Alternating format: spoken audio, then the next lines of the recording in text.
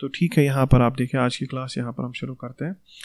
तो आज की क्लास में जो है ना, आज की क्लास में हम पढ़ेंगे कि फर्दर जो हमें इसके अंदर काम है। लाइक अभी अगर हम चेक करें, कल हमने देखा था कि दैट हम एक फॉर्म यहाँ पर क्रिएट कर पा रहे हैं।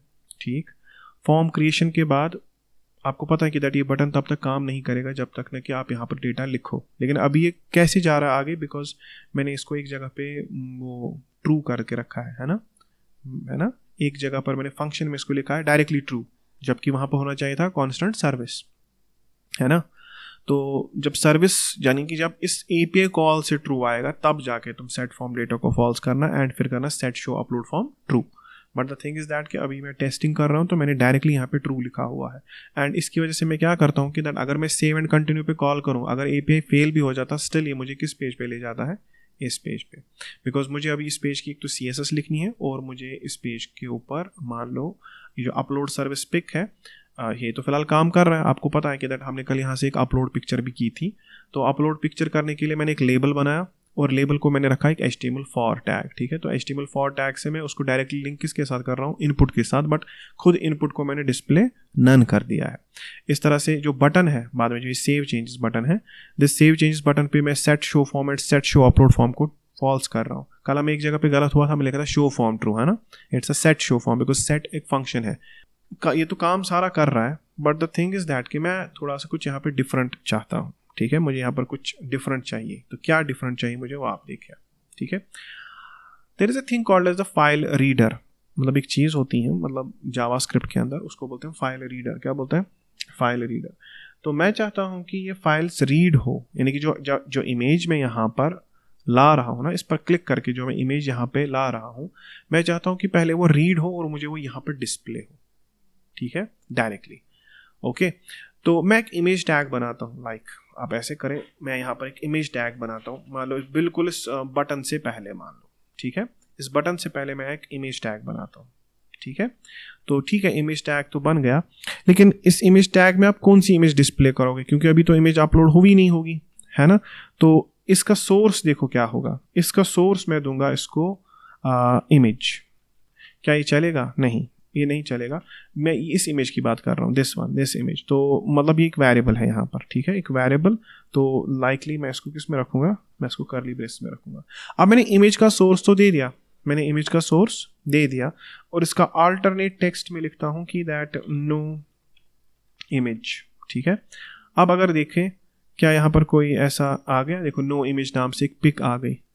अगर मैं यहाँ से एक अपलोड कर भी लूँ, मान लो अगर मैंने यहाँ से एक अपलोड पिक्चर कर ली, सिलेक्ट कर लिया, तो क्या इसमें इटरेट होगा? नहीं। इसकी रीज़न क्या है, अगर आप चेक करो यहाँ पर हमारे पास था सेट इमेज। आपको पता है कि जब भी एक इनपुट के ऊपर ऑन चेंज फंक्शन चलेगी तो सेट इमेज तो हो जाएगा, फिर तो इमेज के अंदर वैल्यू आ गई होनी चाहिए, है ना। लेकिन वो क्यों नहीं आ गई, इसका सबसे बड़ा रीज़न जो है ना, हम सेट इमेज के अंदर एक बाइनरी फाइल सेट कर रहे हैं। लाइक मान लो सेट इमेज, ठीक है, सेट इमेज एक स्टेट एक्शन फंक्शन है। इमेज बाय डिफॉल्ट क्या है, नल। अगर इमेज नल है तो बताओ इस इमेज में कुछ चलेगा? कुछ नहीं, है ना। अगर मैं सेट इमेज कर भी दूं, मैं सेट इमेज के अंदर एक पूरी की पूरी फंक्शन, मतलब पूरा का पूरा एक इमेज ही डाल रहा हूँ। Like in what format, in JPEG format. लेकिन वो इस इमेज टैग के लिए रीडेबल नहीं है। ठीक है, इट मीन्स अगर मैं यहाँ पर कमेंट लिखूँ, आई कैन जस्ट से कि दैट इमेज जो है, इमेज कौन सी इमेज, वो image variable is not readable, is not in readable format, it's not an image URL और it's not an image path. आपको पता है कि यहाँ पर सोर्स को क्या चाहिए होता है, सोर्स असल में क्या होता है, इमेज का पाथ होता है।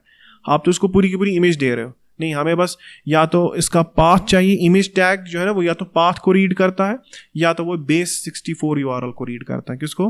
बेस 64 URL को रीड करता है वो। तो मुझे इस इमेज को कन्वर्ट करना पड़ेगा किस में, एक बेस 64 URL में, तब जाकर ये इमेज इसको रीड कर पाएगा। तो अगर मैं यहाँ पे लिखूँ कि image is not in readable format, कि ठीक है, रीडेबल फॉर्मेट, ठीक है, किसके लिए, for image tag. Image tag जो है IMG टैग इसको बेचारे को रीड ही नहीं कर पा रहा। ठीक है, अब ये देखो, ये हम यहाँ पर तो लिख रहे हैं but it's not a comment, ये यहाँ पर मैं लिख देता हूँ। ठीक है, और मैं इसको ऐसे कमेंट कर देता हूँ। ठीक है, तो image is not in A readable format for image tag.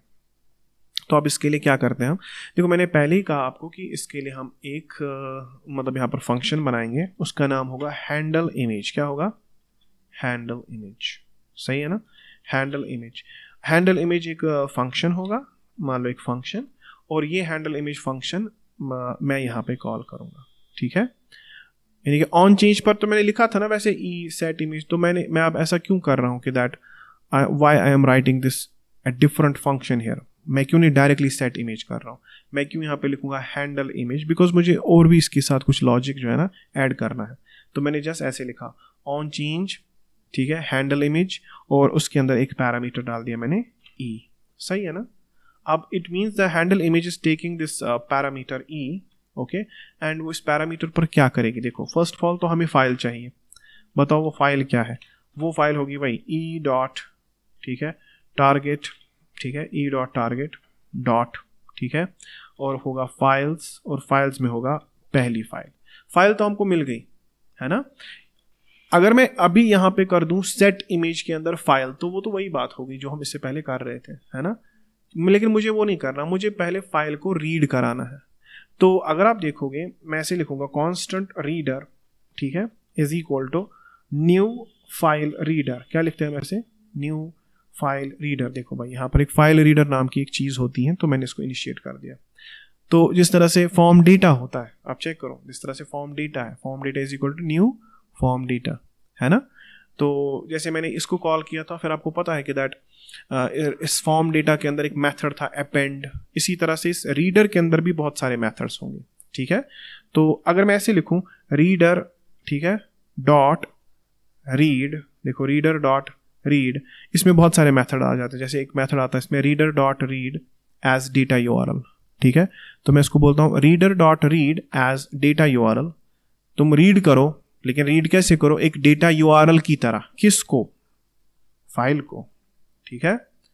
जो डेटा होगा वहां से जो रीड करके जो डेटा आएगा, वो हमारा जो रीड करके डेटा आएगा वो हमारा होगा बेस 64 यूआरएल। क्या होगा?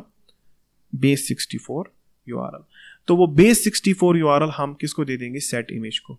अब उसमें एक चीज हो गया कि दैट एक तो हम क्या कर रहे थे, हम डायरेक्टली एक मतलब फाइल ला रहे थे, E dot target dot file से एक डायरेक्टली एक फाइल ला रहे थे एंड उसको डायरेक्टली सेट इमेज के अंदर डाल के इमेज में डाल देते थे। लेकिन इससे हमारा काम तो हो जाता था, बैकएंड पे इमेज तो चली जाती थी, लेकिन हम उसको अपलोड करने से पहले इमेज को देख नहीं पाते थे। देखो यहाँ पर एक सबसे बड़ी चीज है ना कि दैट कोई भी इमेज जब अपलोड करोगे वो बंदा देखना चाहेगा ना कि दैट मैं अपलोड क्या कर रहा हूँ, है ना। अपलोड तो बाद में करोगे, अपलोड होने के बाद मतलब फिर उसको बेचारे को एडिट करना पड़ेगा, नहीं, वो पहले ही देखेगा यहीं पर कि दैट मैं कौन सी फाइल अपलोड कर रहा हूँ। तो जैसे ही इसने उसको क्लिक किया, जैसे ही वो यहाँ पर कोई इमेज सिलेक्ट कर किया, मैं चाहता हूँ कि वो यहीं पर डायनेमिकली पहले उसके डेटा को देखे, वो देखेगा तो उस इमेज के अंदर क्या है। बट मैंने पहले ही कहा था कि दैट इमेज टैग के लिए ऐसा करना पॉसिबल नहीं है। Because of what? बिकॉज क्योंकि इमेज टैग जो है ना वो इस तरह से चीज़ों को रीड नहीं करता, ठीक है। उसको तो चाहिए सोर्स में इमेज का पाथ, है ना।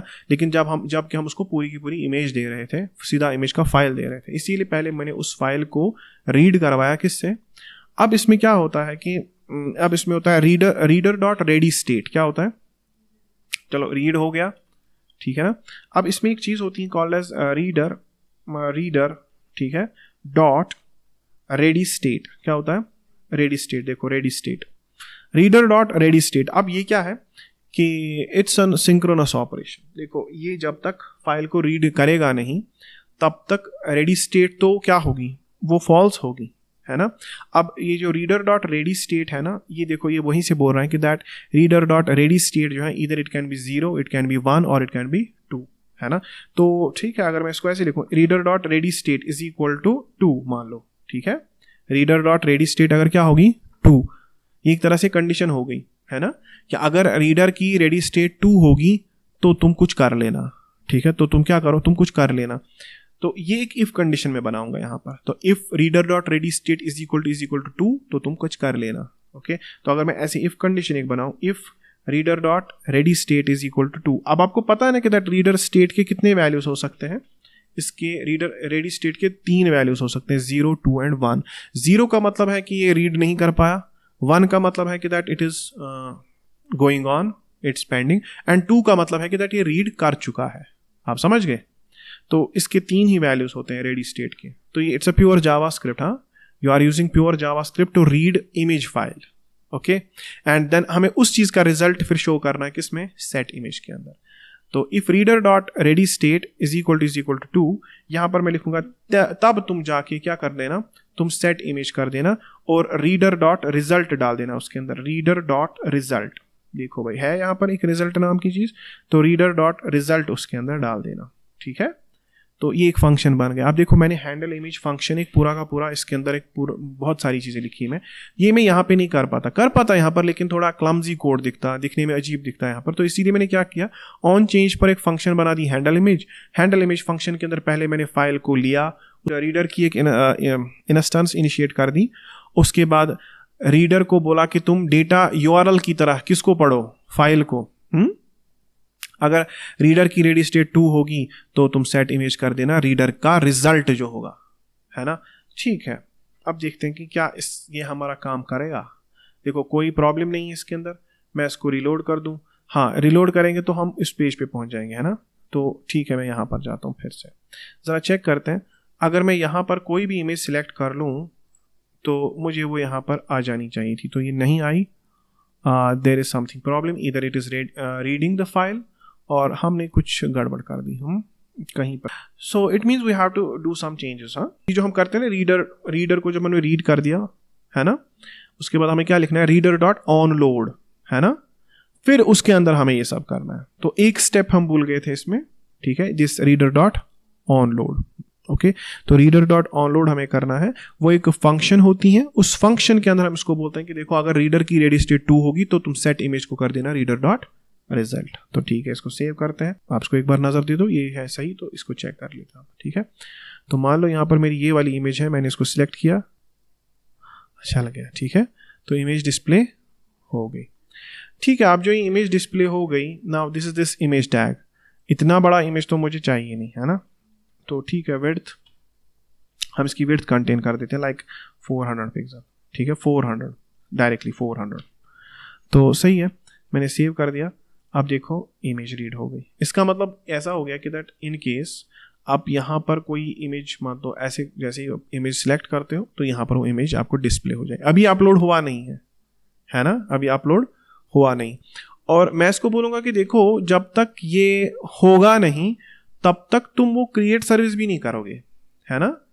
ये जो हम बटन के ऊपर कर रहे हैं ना, बटन के ऊपर हम इसको बोलेंगे कि देखो जब तक ये हुआ नहीं होगा, ठीक है, तब तक तुम्हें क्रिएट सर्विस करने की जरूरत भी नहीं है। यानी कि हम रीडर डॉट कर दिया ना हमने, हम यहाँ पर एक और हुक बनाएंगे, हम यहाँ पर लिखेंगे लाइक कांस्टेंट, ठीक है, लोड, ऐसे लिखेंगे, इमेज लोड, हाँ, लोड इमेज, ठीक है, लोड इमेज, सेट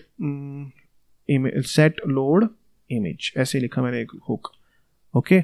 और इसको किया मैंने यूज स्टेट, ओके, और बाय डिफॉल्ट मैंने इसको रखा फॉल्स। तो बाय डिफॉल्ट लोड इमेज क्या है, फॉल्स। देखो मैं इसको लिखूंगा कि ऑन क्लिक तू ये सब तभी करेगा, है ना, तू अपलोड तब करेगा जब ये क्या होगा, जब ऊपर से लोड इमेज हो गई होगी। अभी लोड इमेज क्या है, या मैं एक काम करूं, इसको इफ लिखने की जरूरत ही नहीं है, मैं बटन को ही डिसेबल कर दूं, ऐसा भी तो कर सकते हैं, मैं बटन को ही डिसेबल कर दूं, कब, हाँ अभी बताओ, अभी वो फॉल्स है ना, तो मैं यहां पर क्या लिखूंगा, मैं लिखूंगा यहां पर नॉट दिस लोड इमेज, यानी कि जब तक नॉट लोड इमेज है तब तक बटन डिसेबल है। तो अगर मैं इसको भी सेव कर दूं, आपको पता है कि दैट दिस बटन जो है ना, ये क्या होगा, ये अभी लोड हो गया ना फिर से पहले से, ठीक है। तो ये बटन अभी डिसेबल्ड है जब तक इमेज लोड नहीं होगी। तो फॉर एग्जांपल जब तक आपको इमेज लोड नहीं होगी तब तक ये बटन डिसेबल ही रहेगा। कैसे, क्योंकि देखो जैसे if reader dot ready state is equal to 2, एक तो मैं सेट इमेज के अंदर कर देता हूँ रीडर डॉट रिजल्ट, और मैं सेट लोड इमेज को भी कॉल करके यहाँ पे क्या कर दूंगा, ट्रू। तो मैं ऐसे लिख देता हूँ, सेट लोड इमेज को क्या कर देंगे, ट्रू। अब बताओ ये कितना मतलब इसमें कितना कोड हमने ऐड कर दिया अभी फिर से, है ना। तो इसका मतलब है कि जब इमेज सेट हो जाए, देखो इसको फिर से रिफ्रेश करना पड़ेगा क्योंकि टेस्ट करने के लिए हमें इसको देखना पड़ेगा फिर से। तो मान लो क्रिएट न्यू सर्विस, यहाँ पर सेव एंड कंटिन्यू पर क्लिक करते हैं, देखो अभी बटन डिसेबल्ड है, तो अगर ये कुछ भी कर ले, क्या ये सेव इमेज के ऊपर क्लिक करके एपीआई कॉल कर सकता है? नहीं, एपीआई कॉल नहीं कर सकता, बिकॉज हम इसको रेस्ट्रिक्ट कर रहे हैं। हम इसको बोल रहे हैं नहीं, पहले तू क्या कर, पहले तू इमेज लोड कर। अभी जो इमेज लोड होगी आप देखोगे फिर बटन भी आ गया, है ना, यानी इमेज लोड होगी। Now he can just do save changes. Okay, और इस पे कोई फर्क पड़ा, मतलब इस पर, बाकी लॉजिक पर नहीं, बाकी लॉजिक पर कोई फर्क नहीं पड़ा। मुझे फिर भी वो फॉर्म डेटा नाम की एरे बनानी है, because still I am sending the data in the form. मैं पहले एक बाइनरी फाइल सेंड कर रहा था, एक डायरेक्टली एक इमेज फाइल सेंड कर रहा था, ठीक है, JPEG फॉर्मेट के अंदर या PNG फॉर्मेट के अंदर या SVG फॉर्मेट के अंदर। बट नाउ अगर आप चेक करो, मैं पेलोड पर देखो, अगर हम नेटवर्क पे जाए, यहाँ पर आप देखोगे कि पेलोड जो होगा ना, चलो हम एक काम करते हैं, सेव चेंजेस पे क्लिक करते हैं, सेव चेंज पर क्लिक करते हैं। देखो ये API जो है ना फेल हो गई। इसका रीज़न है फेल होने का, इसका रीज़न है फेल होने का, मैं बताऊंगा कि फेल क्यों। लेकिन पेलोड चेक करो आप, पेलोड में आपके पास जो फॉर्म डेटा है वो दिखा रहा है कुछ बहुत ही एक लंबा चौड़ा स्ट्रिंग। तो देखो जो हमने वो इमेज रीड की थी ना, ये उसका डेटा है। यानी कि फर्स्ट ऑफ ऑल हमने इमेज फाइल को रीड किया, अब हमारे पास ये बड़ा सा एक स्ट्रिंग आ गया ना। What is this? This is called as base64 URL। क्या बोलते हैं इसको? base64 URL। तो ठीक है, यहाँ पर लिखा भी होगा कहीं पे, form data name is equal to image. देखो क्या लिखा है, data is equal to image. Image है JPEG फॉर्मेट के अंदर, बट किस फॉर्मेट के अंदर है? base64 URL के अंदर। तो base64 में हमने इसको कैसे कन्वर्ट कर दिया? इससे reader is equal to new file reader करके हमने इसको बेस URL में कन्वर्ट कर, base64 URL में कन्वर्ट कर दिया। And now this base64 URL is, हम इसको फॉर्म डेटा पे सेंड कर सकते हैं, मतलब इट इज मतलब ये हम सेंड कर सकते हैं, ठीक है। लेकिन बैकएंड को 500 आ गया, बैकएंड ने 500 एरर दे दिया। इसकी रीजन क्या है? मैं आपको एक बात बताऊं, इसकी रीजन क्या है। ये बोलता है कि field value too long. Okay, यानी कि मल्टर ने एरर दे दिया, ये मल्टर का एरर है ना। तो इसका मतलब ये मल्टर ने बोला कि आप जो वहां से ला रहे हो ये बहुत साइज में क्या है, बड़ा है। तो हमें एक तरह से मल्टर के साइज को क्या करना पड़ेगा, हमें मल्टर के साइज को बोलना पड़ेगा कि तू थोड़ा सा बढ़ जा। तो इस लिमिट्स, ऐसे लिमिट्स, ठीक है, लिमिट्स, और लिमिट्स के अंदर हमें लिखना था ऐसे फील्ड साइज, ठीक है। तो फील्ड साइज, और फील्ड साइज जब हम लिखते हैं, फील्ड साइज क्या होगा, ये आपको MBs में देना है ना, MBs में देना है। तो आप इसको पता कैसे लिखोगे, 10,024, ठीक है, मल्टीप्लाइड बाई 10,024, सॉरी ये क्या लिखा मैंने, 10,024 मल्टीप्लाइड बाई 10। तो बताओ ये कितना हो गया? ये हो गया मतलब 10,024 बाइट्स, वो बन गया 1 KB, फिर उतने सारे KB बन जाता है 1 MB, तो ये हो गया 10 MB। तो अब इसका मतलब है कि दैट अगर फाइल 10 MB की भी होगी, इट कैन एक्सेप्ट। अब आप कहोगे कि सर कल तो हो गया था। रीजन इसकी, जब हम इसको URL में कन्वर्ट किया, मे बी इसका साइज 5 MB से ज़्यादा हो गया हो, ठीक है, तो उसकी वजह से इसका जो है ना, अब हम इसको बोल रहे हैं कि देखो, हम मल्टर को बोल रहे हैं कि दैट तुम कम से कम 10 MB की फाइल्स एक्सेप्ट कर लेना, उससे ज़्यादा बड़ी नहीं। अब एक काम करते हैं, अब हम अगर सर्विस नेस्ट में जाए, अभी तो ये API क्या हो रहा था, फेल हो रहा था। अगर मैं फिर से करूं, चलो इस API को मैं एक बार यहाँ पर रिमूव कर देता हूँ। अगर मैं फिर से कर दूं सेव चेंजेस, तो देखो ये फिर से API कॉल हो रहा है। आपकी बार सर्विस, देखो इसमें एक और रीज़न भी है फेल होने का कि that we are not sending the service ID, क्योंकि सर्विस ID सेशन स्टोरेज में है, तो वो भी एक रीज़न हो सकता है इसके फेल होने का। देखो आपकी बार ठीक है, आपकी बार बैकएंड ने एरर नहीं दिया है ना, but the thing is that कि ये बोल रहा है आपको कि दैट मैं ID नल नहीं रख सकता, यानी कि ये प्योरली किसका एरर है, अब सर्विस ID का। कोड में जाएंगे, मतलब फ्रंट एंड वाले कोड में, सही है ना। तो फ्रंट एंड वाले कोड में हम करेंगे काम, हम उसको बोलेंगे कि तुम तब तक भी API कॉल नहीं करना जब तक आपके पास ये सर्विस ID ना हो, ठीक है ना। तो हम इसको लिखेंगे कि डिसेबल्ड है कब, हाँ, और दूसरा अगर आपके पास सर्विस ID नहीं है, ठीक है, तब भी तुम ये नहीं करना, ठीक है। इफ नो सर्विस ID, ठीक है, अगर सर्विस ID नल है, मान लो अगर सर्विस ID, यहाँ पर मैं वैलिडेशन लगा देता हूँ, देखते हैं। अगर सर्विस ID मान लो क्या है, नल, तो तुम ये नहीं करना, ठीक है। इफ सर्विस ID, इसको उल्टा लिखेंगे, हाँ, अगर सर्विस आईडी नॉट नल है, ठीक है, तभी तुम्हें ये करना है, सही है ना।